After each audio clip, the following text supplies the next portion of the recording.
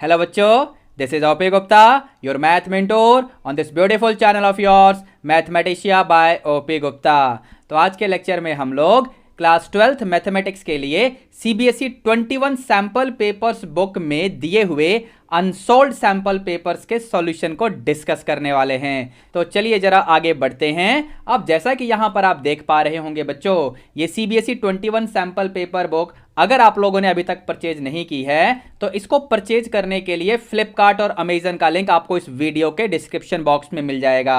आप लिंक पर क्लिक करके इस बुक को ऑर्डर करके अपने घर पर ही मंगवा सकते हैं। वैसे आप लोग व्हाट्सएप पर भी इस बुक के लिए ऑर्डर प्लेस कर सकते हो। चलिए आगे बढ़ते हैं और सबसे पहले मुझे ये बताओ कि आप लोगों ने इस चैनल को सब्सक्राइब तो कर लिया है ना। अगर अभी तक आपने इस चैनल को सब्सक्राइब नहीं किया है तो इस चैनल को सब्सक्राइब करके बेल नोटिफिकेशन प्रेस कर लेना ताकि हर इंपॉर्टेंट वीडियो की अपडेट आप लोगों को टाइम टू टाइम मिलती रहे।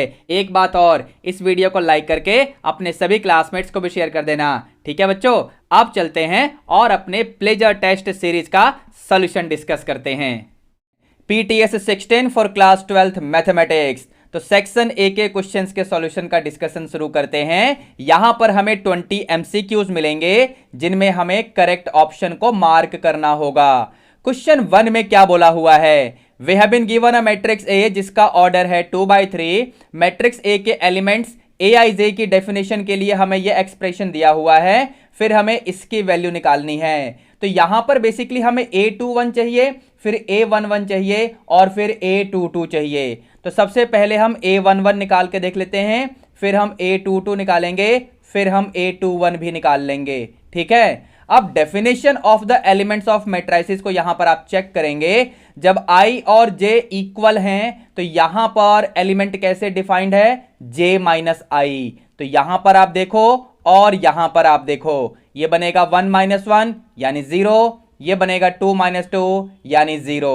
ठीक है बच्चों, फिर उसके बाद ये लास्ट वाला A21 मतलब I की वैल्यू 2 है और J की वैल्यू यहां पर 1 है। I और J इक्वल नहीं है, तो जब I और J इक्वल नहीं है तो डेफिनेशन में क्या बोला हुआ है? I + 2 टाइम्स J, मतलब I + 2 टाइम्स J। J का मतलब यहां 1 है। फाइनली ये सिंप्लीफाई होकर आपको 4 दे देगा। तो यहां पर आंसर क्या आएगा बेटा? 4 raised to the power 0 + 0 यानी सिंपली 0 ही रहेगा और ये बन जाएगा 1। यानी क्वेश्चन नंबर 1 का ऑप्शन डी आप चेक कर सकते हो। क्वेश्चन 1 का ऑप्शन डी सही हो गया बच्चों। ठीक है, आगे बढ़ते हैं, नेक्स्ट क्वेश्चन लेते हैं, यानी क्वेश्चन नंबर 2। इसमें क्या बोला हुआ है? यहां पर हमें एक फंक्शन दे रखा है जो कि R से R में डिफाइंड है। फंक्शन की वैल्यू है 4 + 3 cos x। ठीक है, आपको इसे 1 1 and on 2 के लिए चेक करना है। देखो सबसे पहली बात, यहां पर ट्रिग्नोमेट्रिकल फंक्शन cos x होने की वजह से ये 1 1 तो हो ही नहीं सकता क्योंकि इसका डोमेन रियल नंबर है। मैं आपको चेक करके दिखाऊं, जैसे कि आप यहां पर π/2 पुट करके देखो, आपको मिलेगा 4 + 3 × cos π/2। cos π/2 की वैल्यू क्या होती है बेटा? तो 0 होती है, मतलब आंसर आ जाएगा 4। इसी तरीके से अगर आप इनपुट में एंगल x की जगह पर 3 π/2 लोगे तो ये मिलेगा 4 + 3 cos एंगल में 3 π/2। अब cos 3 π/2 भी 0 ही होता है ना, तो 4 + 3 × 0 यानी ये भी 4 आ जाएगा। यहां पर आउटपुट सेम है, मतलब f of π/2 and f of 3 π/2 के लिए आउटपुट सेम यानी 4 है, लेकिन जो इनपुट है ना यानी π/2 और 3 π/2 ये सेम नहीं है। समझे? इसका मतलब f जो है वो 1 1 तो बिल्कुल नहीं होगा। अब यहां पर ऑप्शंस में देखते हैं, नोट 1 1 कहां बोला हुआ है? नोट 1 1 यहां बोला हुआ है और यहां पर भी लिखा हुआ है नीदर 1 1। अब जरा इसको ऑन 2 के लिए चेक करके देखो, ये जो फंक्शन है ना इसका रेंज क्या आएगा? ध्यान से सुनना, cos x की जो वैल्यू होती है ना ये हमेशा -1 और 1 के बीच में होती है for all x belonging to real values. ठीक है, अब इसमें 3 से मल्टीप्लाई कर देंगे, ये हो जाएगा -3, यहां पर ये 3 cos x और ये प्लस का 3। अब यहां पर पूरे में +4 करो तो 4 - 3 यानी 1। यहां पर 4 + 3 cos x करोगे तो ये आपका fx ही हो जाएगा और यहां 4 + 3 यानी 7। कहने का मतलब इस फंक्शन का रेंज क्या बना, इस फंक्शन का रेंज है 1,7 इन द क्लोज इंटरवल। और इसी फंक्शन का कोडोमेन क्या है बेटा, तो इसका कोडोमेन क्या है बेटा, इसका कोडोमेन है रियल नंबर। तो यहां पर रेंज और कोडोमेन इक्वल नहीं होंगे, इसलिए आपका फंक्शन ऑन टू भी नहीं है। तो अब नॉट ऑन टू कहां पर बोला हुआ है, हमने देखा था ना कि ऑप्शन सी और ऑप्शन डी में से ही कोई एक ठीक होगा, क्योंकि नॉट 1 1 वहां पर बोला हुआ है, 1 1 वाला हमने पहले ही चेक किया। अब नॉट ऑन टू कहां पर है, तो नॉट ऑन टू देखो यहां पर ऑप्शन डी में आपको दिख रहा होगा, नीदर 1 1 नॉर ऑन टू। समझे, यानी क्वेश्चन नंबर 2 का ऑप्शन डी ठीक हो जाएगा बच्चों। अब आगे बढ़ते हैं अगले क्वेश्चन यानी क्वेश्चन नंबर 3 की तरफ। क्वेश्चन 3 में हमें क्या बोला हुआ है, यहां पर सभी ऑप्शंस में हमें एक रिलेशन R को डिफाइंड करके दिया हुआ है on the set n of natural numbers. हमको यह बताना है कि कौन से वाला रिलेशन रिफ्लेक्सिव रिलेशन होगा। ऑप्शन ए वाला बिल्कुल ठीक नहीं हो सकता, क्यों, क्योंकि यहां पर अगर मैं कोई भी पेयर 1,1 बिलोंगिंग टू R कराऊंगा तो 1 > 1 वाली कंडीशन क्या बनेगी, तो बिल्कुल नहीं बनेगी। यहां पर डेफिनेशन को चेक करिए ऑप्शन ए में, मतलब ऑप्शन ए सही नहीं हो सकता। सिमिलरली ऑप्शन बी को भी आप टेस्ट कर सकते हैं, यह भी सही नहीं होगा। ऑप्शन सी पे मैं आऊंगा, लेकिन जरा ऑप्शन डी को भी आप चेक करके देख लो, यह भी आपका रिफ्लेक्सिव नहीं होगा। ऑप्शन सी ही यहां पर सही होगा। अगर आप वेरीफाई करके देखना चाहें, 1,1 ये भी आपके रिलेशन में होगा, 2,2 ये भी आपके रिलेशन में होगा, 3,3 ये भी आपके रिलेशन में होगा, ETC मतलब सारे नेचुरल नंबर अपने आप के साथ एसोसिएट जरूर होंगे, क्योंकि यहां पर डेफिनेशन क्या बोला हुआ है, x, y अगर रिलेशन में होगा तो x × y स्क्वायर नंबर होना चाहिए for x, y belonging to natural number. समझे, तो यहां पर आप चेक करके देख सकते हो, 1 × 1 दैट इज 1 स्क्वायर यानी 1, ये आपका स्क्वायर नंबर है। यहां पर 2 × 2 दैट इज 4, ये भी स्क्वायर नंबर है। 3 × 3 दैट इज 9, ये भी स्क्वायर नंबर है। और बाकी तो मैंने बोल ही दिया, आप इंफिनिटी तक लिखते रहो सभी नेचुरल नंबर्स के लिए, ठीक है। तो यहां पर हम कह सकते हैं क्वेश्चन 3 के लिए ऑप्शन सी सही हो जाएगा, यानी ऑप्शन सी में जो रिलेशन दिया हुआ है वो रिफ्लेक्सिव रिलेशन है, ठीक है बच्चों।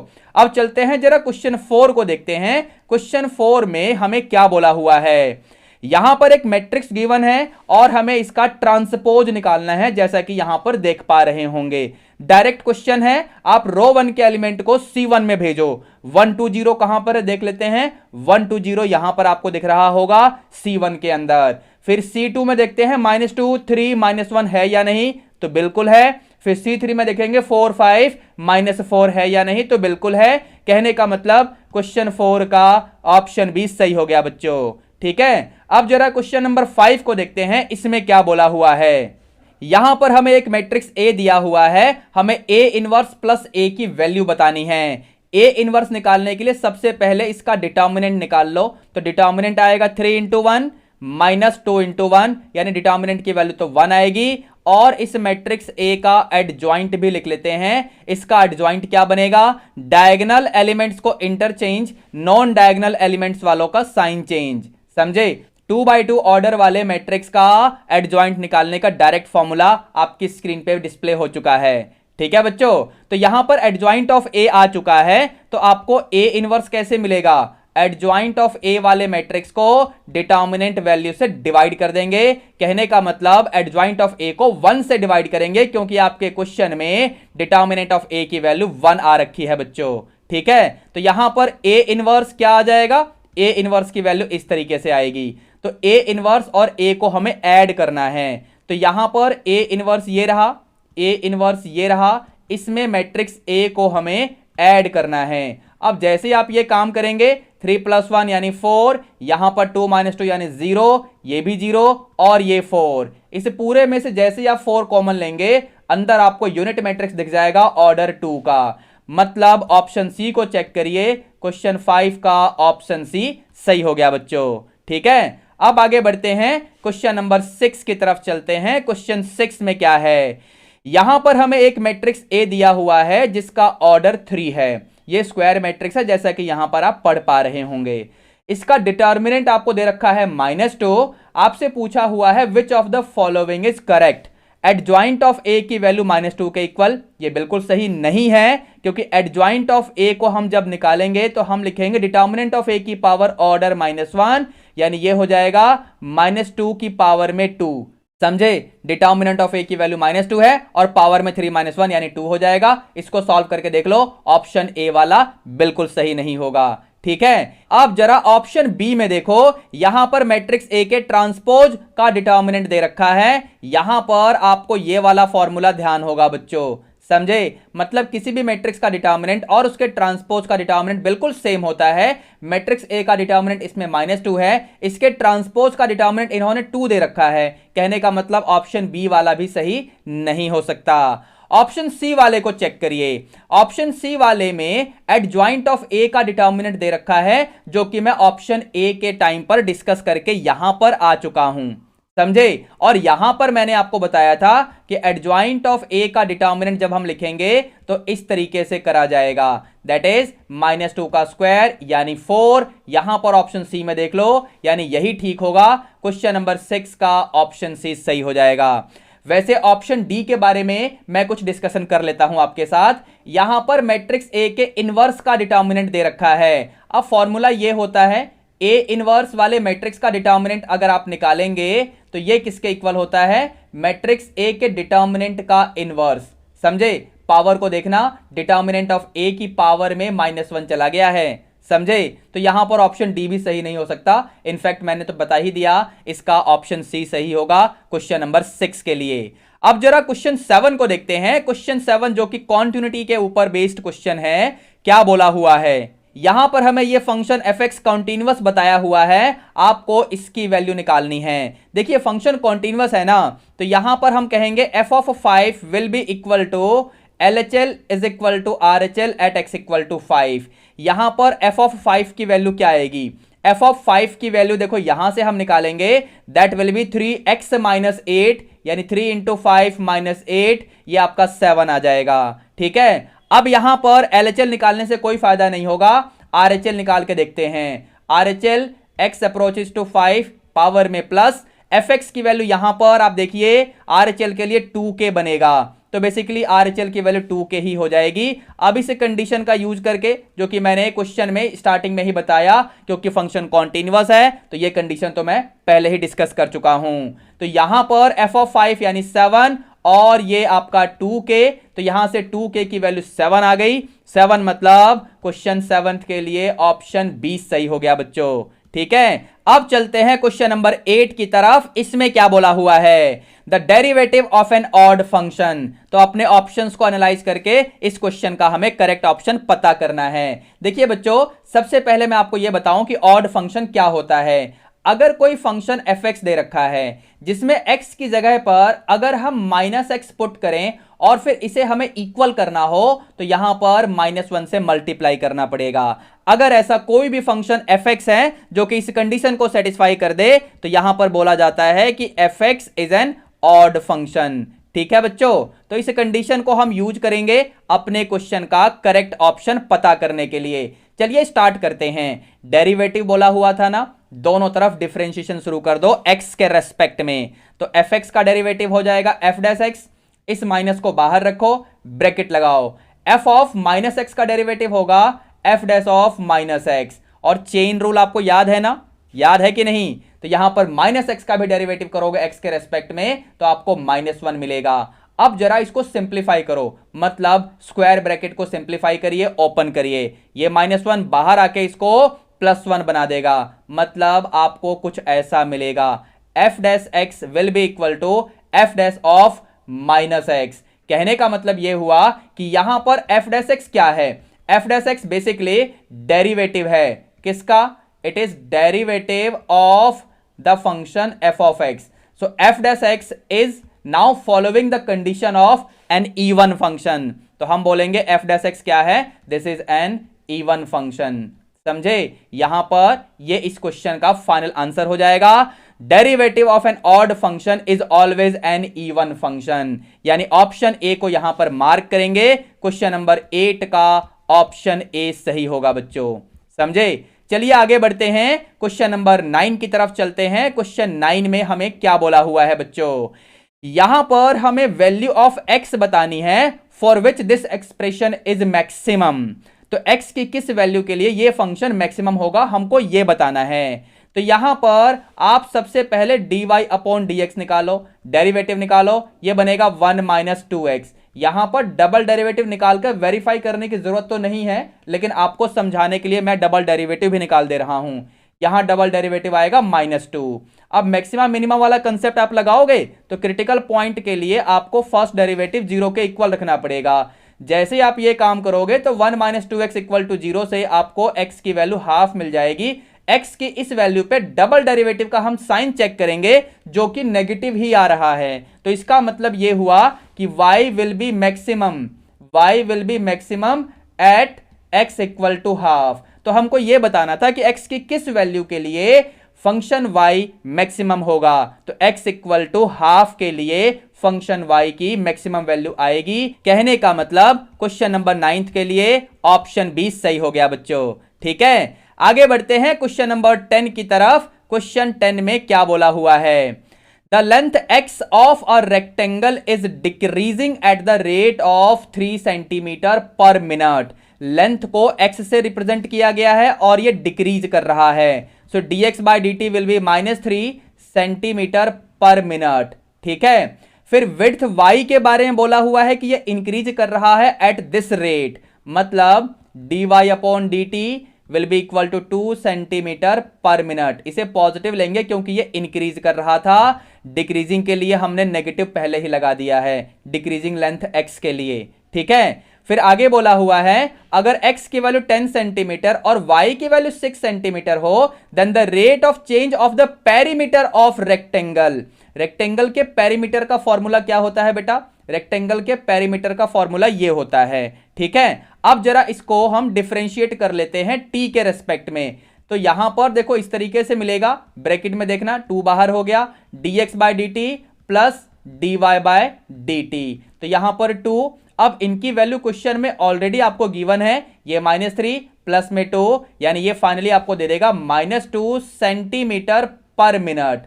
समझे? यानी rate of change of perimeter of the rectangle will be -2 centimetre per minute. Option B वाले को चेक करिए, क्वेश्चन नंबर 10 का ऑप्शन बी हो गया। आपके इस क्वेश्चन में एक छोटी सी बात है, यहां पर आपसे रेट ऑफ चेंज पूछा हुआ है, rate of change of perimeter पूछा हुआ है। समझे? तो आपका आंसर तो यही होगा जो मैंने बताया। लेकिन अगर इसी क्वेश्चन में आपसे रेट ऑफ डिक्रीज पूछा होता, rate of decrease of perimeter, तो आपका आंसर क्या होता? फिर कौन सा ऑप्शन आप करेक्ट मार्क करते, मुझे कमेंट करके बताना। ठीक है, चलिए आगे बढ़ते हैं क्वेश्चन नंबर 11 की तरफ। क्वेश्चन 11 में क्या बोला हुआ है बच्चों? इस क्वेश्चन में हमें फंक्शन fx दिया हुआ है और हमसे पूछा हुआ है कि ये कब डिक्रीज करेगा। समझे? चलिए काम शुरू करो, यहां पर इसका डेरिवेटिव निकाल लो सबसे पहले। तो ये बन जाएगा आपका 2 इंटू 2x यानी 4x -3x का -3 इस तरीके से आ जाएगा।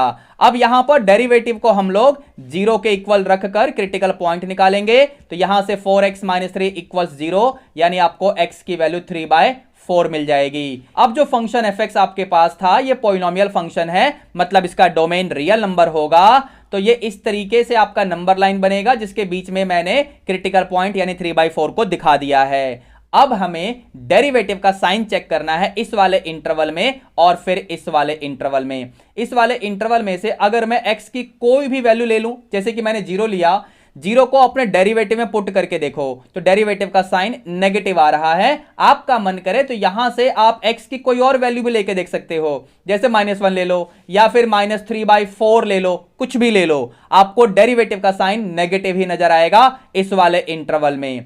समझे? जरा इस इंटरवल में चेक करके देखो, अगर मैं x की जगह 1 ले लूं यहां से, कोई प्रॉब्लम तो नहीं है ना? 1 लेके देख सकते हो, ठीक है ना, क्योंकि 3/4 से लेकर इंफिनिटी के बीच में 1 होता है। आप यहां पर डेरिवेटिव का साइन चेक करोगे तो ये पॉजिटिव आएगा। अब देखो आपसे क्वेश्चन में ना फंक्शन के लिए वो इंटरवल पूछा गया है जहां पर फंक्शन डिक्रीज करेगा, तो जहां पर भी फंक्शन का डेरिवेटिव नेगेटिव है तो डेरिवेटिव तो यहां पर नेगेटिव है, तो इस वाले इंटरवल में डेरिवेटिव का साइन नेगेटिव है, तो इसी इंटरवल में फंक्शन डिक्रीज करेगा। अब ये इंटरवल कहां पर है बच्चों, -∞, 3/4। यहां पर चेक करिए, क्वेश्चन नंबर 11 का ऑप्शन सी सही हो गया बच्चों, ठीक है। आगे बढ़ते हैं, अगला क्वेश्चन लेते हैं, यानी क्वेश्चन नंबर 12। ये सीधा सा डायरेक्ट क्वेश्चन है, सीधा फॉर्मूला लग जाएगा। फॉर्मूला क्या है, ध्यान से देखिए, ये वाला फॉर्मूला लगेगा। e⁻x यानी एक्सपोनेंशियल फंक्शन का इंटीग्रेशन इस तरीके से हम निकालते हैं। यहां पर log of a on the base e लिखो, या फिर ln ऑफ a भी लिख सकते हो, प्लस में c। ऑफ कोर्स यहां पर a पॉजिटिव होना चाहिए क्योंकि ये एक्सपोनेंशियल फंक्शन की बात हो रही है, ठीक है बच्चों। अब इसकी हेल्प से, यानी जो फॉर्मूला मैंने लिखा उसकी हेल्प से आपका आंसर आएगा 2⁻x over log of 2 on the base e, समझे, प्लस में c। अब ऐसा कौन से ऑप्शन में है, ऑप्शन सी को आप चेक करें, क्वेश्चन नंबर 12 का ऑप्शन सी सही हो गया बच्चों, ठीक है। आगे बढ़ते हैं क्वेश्चन नंबर 13 की तरफ। क्वेश्चन 13 जो कि ये रहा बच्चों, तो यहां पर इंटीग्रेशन का क्वेश्चन है, किस तरीके से सॉल्व करेंगे। डिनोमिनेटर में देखिए x-1 और ये x+2 दोनों को मल्टीप्लाई करके ना आपको एक क्वाड्रेटिक एक्सप्रेशन मिलेगा, जिसका परफेक्ट स्क्वायर आप कंप्लीट करके अपने इंटीग्रेशन का सॉल्यूशन फाइंड कर सकते हो। लेकिन मैं ऐसे नहीं करूंगा, मैं कैसे करूंगा, तो चलिए मैं आपको दिखाता हूं। लेकिन मैं ऐसे नहीं करूंगा तो मैं कैसे करूंगा, चलिए मैं आपको दिखाता हूं। यहां पर जो इंटीग्रेंड आपको दिया हुआ है ना, उसे मैं इस तरीके से लिखने वाला हूं, ध्यान से देखना बच्चों। क्या इसे ऐसे लिख सकते हैं, एक बार एलसीएम लेके देखो आपको क्या आता हुआ दिखेगा। x+2 माइनस ऑफ x-1 यानी ऐसा मिल जाएगा। डिनोमिनेटर वाले दोनों फैक्टर सेम रहेंगे, न्यूमरेटर में इफेक्टिवली x तो कटेगा और आपको 3 आता हुआ दिखेगा, तो बाहर यहां 1/3 लगा लो। मैंने पार्शियल फ्रैक्शन डायरेक्टली कर दिया है, समझे। तो यहां पर अब इसका आंसर बड़े आराम से आ जाएगा, 1/3 बाहर, ये बनेगा log ऑफ मॉड के अंदर x-1 minus log mod of x+2, और इस तरीके से आपका आंसर आ गया। लेकिन ऑप्शंस को मैच करने के लिए हमें यहां पर log की प्रॉपर्टी लगानी पड़ेगी, log m minus log n, तो ये होता है log m ओवर n, इस तरीके से। अब ये कौन से ऑप्शन में है, एक बार चेक करिए। क्वेश्चन नंबर 13 के ऑप्शन ए में तो नहीं है, लेकिन ऑप्शन बी को आप मैच करके देख सकते हो। क्वेश्चन 13 का ऑप्शन बी बिल्कुल ठीक हो गया बच्चों, ठीक है। आगे बढ़ते हैं, अगला क्वेश्चन यानी क्वेश्चन नंबर 14 लेते हैं। इसमें क्या बोला हुआ है, ये क्वेश्चन भी इंटीग्रेशन के ऊपर ही है। इसमें हमें इसका वैल्यू फाइंड करना है, सब्स्टिट्यूशन मेथड अप्लाई करेंगे। ध्यान से देखना बच्चों, हम यहां पर tan थीटा को t मान लेंगे, थीटा मतलब √x, समझे। अब इसका डेरिवेटिव करोगे तो डेरिवेटिव क्या आएगा, ये आपको देगा सेकेंड स्क्वायर √x, फिर एंगल √x का भी डेरिवेटिव करोगे तो आपको मिलेगा 1/2 √x। यहां 2 नहीं लिखा, क्यों, क्योंकि मैं 2 को dt के पास भेज चुका हूं, ध्यान से देखिए, ठीक है बच्चों। अब अपने क्वेश्चन में लौटो, सेकेंड स्क्वायर √x अपॉन में √x, इस पूरे की जगह क्या हो जाएगा, इस पूरे की जगह हो जाएगा 2 dt, डिनोमिनेटर में tan √x जिसे आपने t माना था, समझे। तो ये बन जाएगा 2 टाइम्स log ऑफ मॉड में t प्लस में c। अब यहां पर t क्या था भाई, t था tan थीटा मतलब tan √x प्लस में कांस्टेंट c ऑफ इंटीग्रेशन। तो यहां पर कौन से वाला ऑप्शन आपका ठीक है, ऑप्शन डी को एक बार आप चेक करें। क्वेश्चन 14 का ऑप्शन डी बिल्कुल ठीक हो गया बच्चों, ठीक है। आगे बढ़ते हैं क्वेश्चन नंबर 15 की तरफ। क्वेश्चन 15 में क्या बोला हुआ है, the value of this integral. अब इस इंटीग्रेशन का हमें वैल्यू पता करना है। सबसे पहले इस इंटीग्रल को तो आप आई मान लो, ये जो भी इंटीग्रेशन है इसे आप आई मान लो, फिर इसे इक्वेशन फर्स्ट बोलेंगे। अब इसमें हम प्रॉपर्टी लगाएंगे, कौन सी प्रॉपर्टी, स्क्रीन पे देखो ध्यान से, ये वाली प्रॉपर्टी लगेगी। तो यहां पर ये है 0 से π/2 sin 2x, आपको x की जगह पर क्या लिखना पड़ेगा, π/2 माइनस x, इस तरीके से। फिर ये log 10 x की जगह पे π/2 माइनस x, और ये रहा dx। अब इसके बाद अगले स्टेप में ये जो sine twice of the angle है उसे हम क्या लिखेंगे, मैं साइड में करके दिखा रहा हूं, ध्यान से देखना।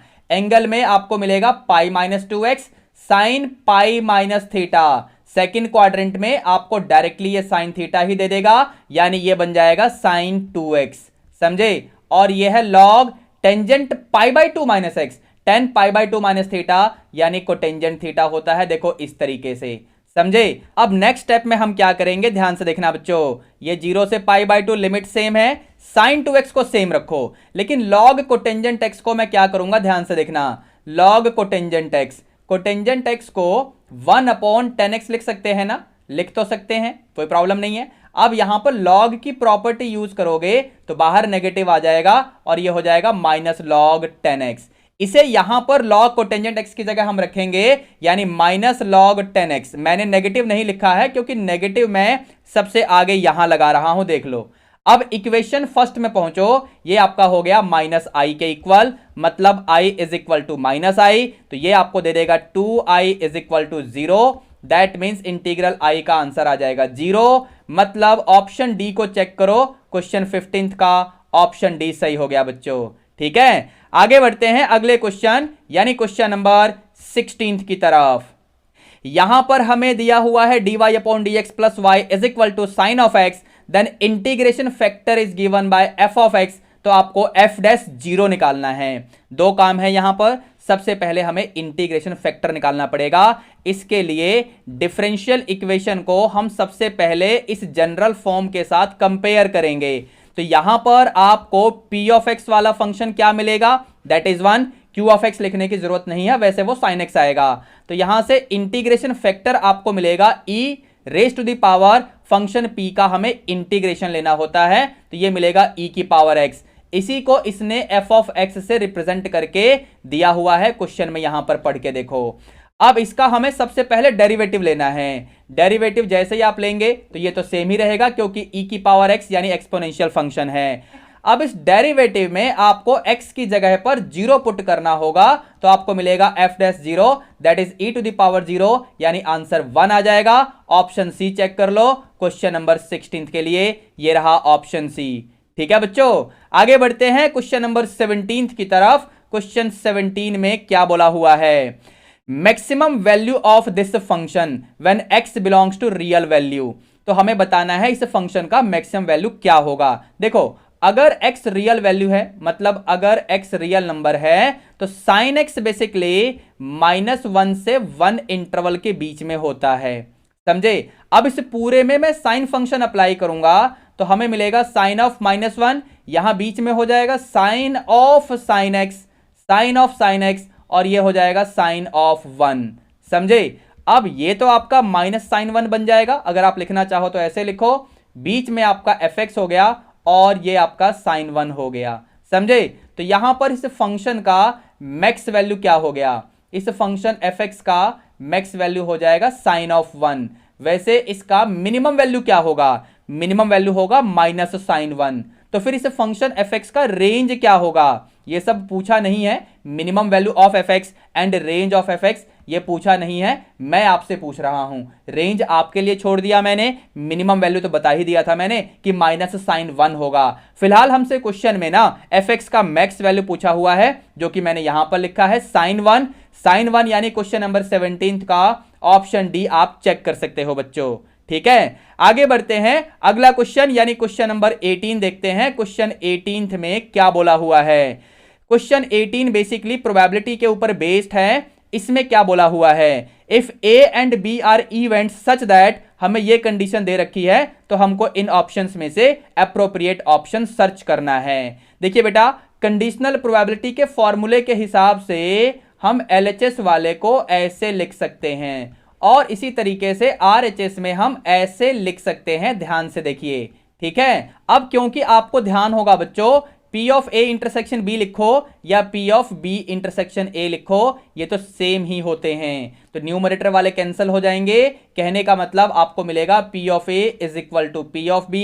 तो यहां पर क्वेश्चन नंबर 18 का ऑप्शन डी आप चेक करिए, क्वेश्चन 18 का ऑप्शन डी बिल्कुल ठीक हो गया बच्चों, ठीक है। आगे बढ़ते हैं अगले क्वेश्चन यानी क्वेश्चन नंबर 19 एंड 20 की तरफ चलते हैं, जो कि असर्शन एंड रीजन टाइप के क्वेश्चंस होंगे। Followings are assertion reason based questions. In the following questions, a statement of assertion that is given by capital A is followed by a statement of reason which is given by capital R. Choose the correct answer out of the following choices. यहां पर आपको 4 options given है. पहले option में क्या है, both A and R true and R is the correct explanation of A. Option B में है both A and R true and R is not the correct explanation of A. Option C में है A is true but R is false and last option D में है A is false but R is true. इन सब बातों का ध्यान रखते हुए हमें क्वेश्चन नंबर 19 एंड 20 का आंसर डिक्लेयर करना है. तो क्वेश्चन 19 में क्या बोला हुआ है, assertion the value of sine inverse of cos 13 pi upon 5 is given by this. चलिए इसको सिंप्लीफाई करते हैं. सबसे पहले कॉस वाले को देखना. यहां पर क्या इसे हम ऐसे लिख सकते हैं, ध्यान से देखिए, एलसीएम लेके देख लो ना, क्या आएगा 13 पाई अपॉन 5 ही आएगा. तो बेसिकली कॉस 13 पाई अपॉन 5 को ऐसे लिखा जा सकता है. अब ये कौन सा क्वाड्रेंट बन रहा है, 3 पाई माइनस थीटा, यानी देखो ध्यान से इस तरीके से सेकंड क्वाड्रेंट है ना. तो बेसिकली इसकी वैल्यू आ जाएगी नेगेटिव कॉस 2 पाई अपॉन 5. अब ये जो वैल्यू हमने निकाली है ना cos 13 पाई अपॉन 5 के, इसके ऊपर साइन इनवर्स फंक्शन लगा हुआ था ना, जो कि मैंने इनिशियली नहीं लिखा था, अब तो लिखना पड़ेगा. तो ये आपको कुछ ऐसा मिलेगा, ध्यान से देखिए. ठीक है बच्चों, इस नेगेटिव को बाहर कर दो तो आपको मिलेगा negative of sine inverse cos 2 pi upon 5.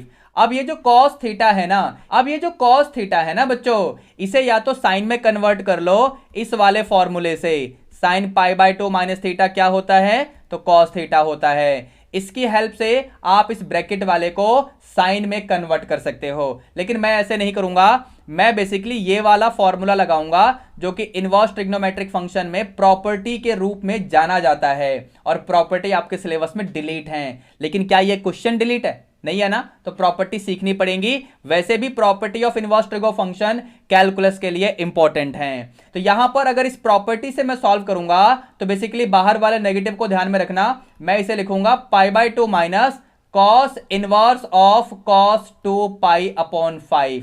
समझे, तो ये मिलेगा माइनस ब्रैकेट में pi by 2 minus 2 pi upon 5. LCM लो, क्या मिलेगा 5 पाई माइनस 4 पाई, यानी ये हो जाएगा 1 पाई, बाहर नेगेटिव है, माइनस पाई अपॉन 10 मिल रहा है. एक बात चेक करके देखो, समझे बच्चों. तो बेसिकली असर्शन में जो वैल्यू हमें दे रखी है ना, वो माइनस पाई अपॉन 10 तो नहीं है, मतलब असर्शन वाला स्टेटमेंट फॉल्स हो गया. अब जैसे ही असर्शन का स्टेटमेंट फॉल्स होता है तो आपको ऑप्शन डी नजर आना चाहिए, मतलब क्वेश्चन 19 का ऑप्शन डी होगा. लेकिन रीजन वाले स्टेटमेंट को भी चलो मैं आपके लिए डिस्कस कर देता हूं. रीजन में बोला हुआ है for y equal to sine inverse x we always have x belonging to this interval -1, 1 in the square bracket, जो कि बिल्कुल सही बात है. कहने का मतलब रीजन ट्रू है, असर्शन फॉल्स है. ऑप्शन डी तो मैं पहले ही आपको बता चुका हूं इस क्वेश्चन के लिए. ठीक है बच्चों, अब आगे बढ़ते हैं अगले क्वेश्चन यानी क्वेश्चन नंबर 20 की तरफ. इस क्वेश्चन में क्या बोला हुआ है, assertion if x is equal to a sin t and y is equal to b cos t, तो हमें डेरिवेटिव की वैल्यू बतानी है, यानी dy अपॉन dx की वैल्यू बतानी है in terms of x and y. कैसे करूंगा, ध्यान से देखना. x की वैल्यू क्या है बच्चों, यहां से x अपॉन a की वैल्यू निकाल लो ऐसे, y की वैल्यू से y अपॉन b निकाल लो, यानी ये आ जाएगा cos t. अब इन दोनों में ना स्क्वायरिंग करके ऐड कर दो, X square upon A square plus Y square upon B square is equal to sine square T plus cos square T. क्या हो जाएगा, तो वो तो 1 हो जाएगा. आरएचएस में sign square T plus cos square T 1 हो जाएगा. अब यहां से डेरिवेटिव करो, एक्स स्क्वायर का 2x upon A square, Y square का 2y इंटू वाई डैश यानी dy upon dx upon B square और 1 का 0. यहां से आपको y डैश यानी dy अपॉन dx निकालना है. तो ये बनेगा 2y into D Y upon D X लिख लो वाई डैश की जगह, कोई प्रॉब्लम नहीं है. और ये नीचे B square is equal to -2x upon A square. 2 cancel हो जाएगा तो आपको D Y upon D X क्या मिलेगा बच्चों, यहां पर -x upon Y into B square upon A square. एक बार आप चेक करके देखें, असर्शन वाले स्टेटमेंट में D Y upon D X की वैल्यू यही तो है, ये रहा negative B square into X upon A square और ये वाई डिनोमिनेटर में है। ठीक है, कहने का मतलब यहां पर असर्शन वाला स्टेटमेंट बिल्कुल सही है। अब जरा रीजन वाले स्टेटमेंट को देखते हैं। The derivative of dy upon dx with respect to x is denoted by this expression. Well, ये भी बिल्कुल सही है, कहने का मतलब रीजन भी ट्रू है। लेकिन इंटरेस्टिंग बात यह है कि असर्शन और रीजन में कोई भी कोरिलेशन डायरेक्टली नहीं है।